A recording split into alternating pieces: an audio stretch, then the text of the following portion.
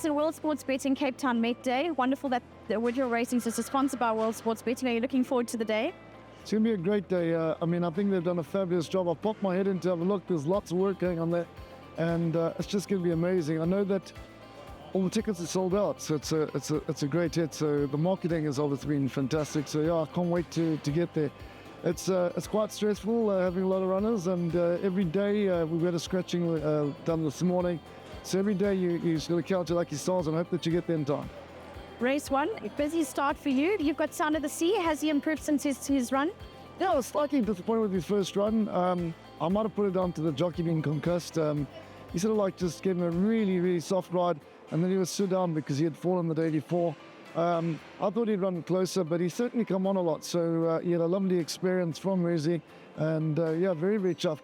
I'd be disappointed if he's not flying at them. Sweetie Darling, she's been very impressive thus far. Yes. Yeah, she's got her form lines are exceptionally strong. She's the only 2-year-old so far that carried 3 kilos for a win.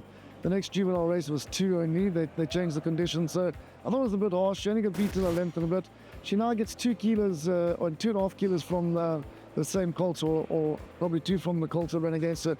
So she could swing it around and get into the winner's box. I know that Kevin was very, very excited after a run and begged me for the ride in the race, so only Fiora kept him on him. You also have United Nation, nice big horse. He is, I think that the race just come a little bit too soon for him, but it's nice to get him out and about. It's only a novice plate, so just to get the experience, and hopefully we'll have him ready for the next nursery in 3 weeks' time. The last of your runners in race 1, Whistle the Tune, also a filly that's been quite impressive. Yeah, she's a gorgeous filly. She's going to appreciate the extra 100. I actually thought it was a 1200. I've never ever raced a kennel with over 1100, so that's crazy. But anyway, I think she'll appreciate the extra ground. She sort of had a flat run, a second run, but she's certainly working exceptionally well. So we're looking forward to a great run for her. Race 2, the all-exciting race with a lovely purse. The first of your runners, Bombers in the Sky. There won't be a better looking colt than him, I don't think. The race has probably come a little bit too soon for him, but I thought I'd have a crack at it on the same scenario that he could run in the Million Rand nursery in a couple of weeks' time. He's a big strapping son of Lancaster, and I think that he's going to be doing his best work at the finish. If he's not green, he'll at least be running at them, so it'll be great. What are you expecting from Buzzbomb? Buzzbomb, first run, nice run. Second run, sort of like okay. But we had him a lot handier. I think he's trying for a little bit more ground, and we're going to ride him accordingly. So give him a chance. He is drawn 20. We don't know where the going is going to be or where they're going to race from. It's quite a big field, but at least got the experience of having 2 runners. Then a horse that's impressed me thus far is Commanding. He looks got a very good come on look about him. He's a beautiful big lad. First run, cracking run, ran at them. Second run, he's like knew what to do, and he was a bit handy, I thought. But the extra 200 meters is going to make a huge difference. He's probably our best runner and probably one of the runners to beat. He's had 2 runs. He's got the experience, and 3/4 of the field haven't had a run. That counts for a lot, especially in a big field like that. And I think he's going to run a bomb race. The last of your runners in race 2, the Mask, very flashy and racy like individual. I said that Bombers in the Sky is the best looking horse, but I promise you the Mask is not far behind him. He's so beautifully named. He's got this huge big white blaze that comes right over half of his face, and he's quite talented. His full sister's running in the Group 1 later on over a mile. She won 3-4 in a row, but I think 14 a mile, and I think he might want to touch further, but he's definitely a smart colt, and if he doesn't run green, he'll be thereabout. Race 3, very competitive race. You've got number 5, drawn 5, holding thumbs with a 54 on his back. He's a big, very impressive looking horse.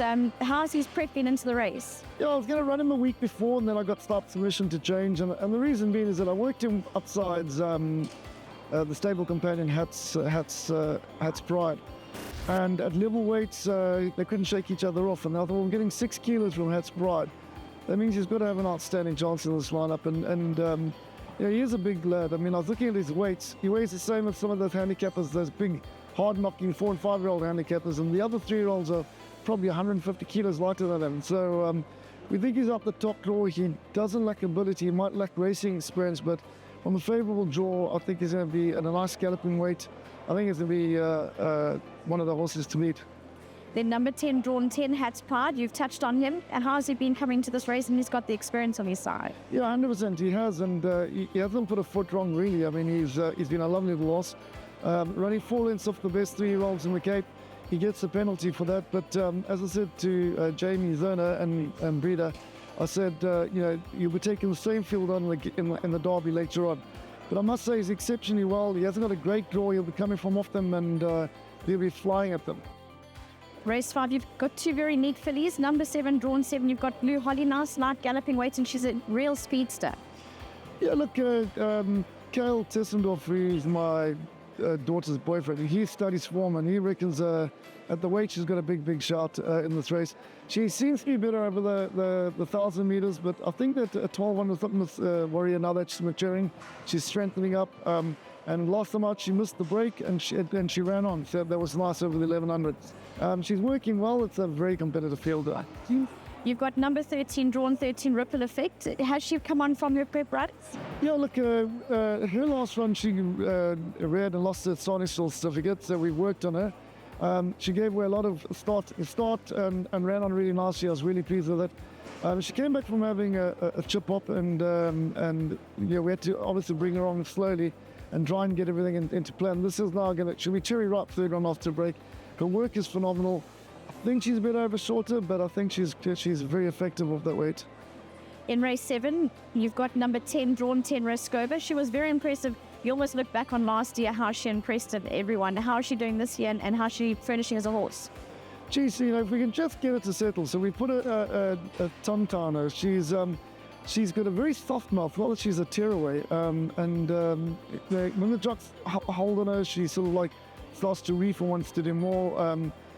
She must be a fair filly, because when they took her on in the 1,200, the horses the Joburg horse that took on early ran last, and she still stayed on to run 3 lengths of them. And when they did the same too in the mile, in the Guineas, the same thing. The horse that took on early both died and ran last and second last. So yeah, it's a tricky draw. We're going to discuss tactics. I'd like to see her just slip in and give it a chance and rather run at them. But it's all going to depend on the break, and it's going to depend on how she behaves. Much better at the tongue tight, so that's something to note.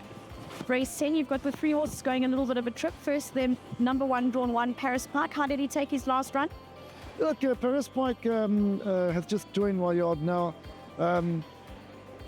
We need a fast pace for the stable companion owned by the same owner. And I said, can't I leave him in just in case they don't go fast enough? Because you don't want them to, he's a real stayer. So if they don't go, he's going to go to the front and at least make the race honest. And I think everyone will appreciate that. Then it becomes a proper staying race, because the stable companion is a proper stayer. He's had 2 runs after a nice lengthy break, and he's just coming to him now. He stays really well. He won the Derby with Frank Robinson last season. I think he's a very nice stayer, and a nice pace is going to suit him, and so we're going to make sure that's going to happen if there isn't one. And he's very well in himself. And then the last run is Fly of Saigon. She's stays all day. The faster they go for her as well, she'll really appreciate it, because she does stay really well, and she's in good form. It's always tough taking on the colts.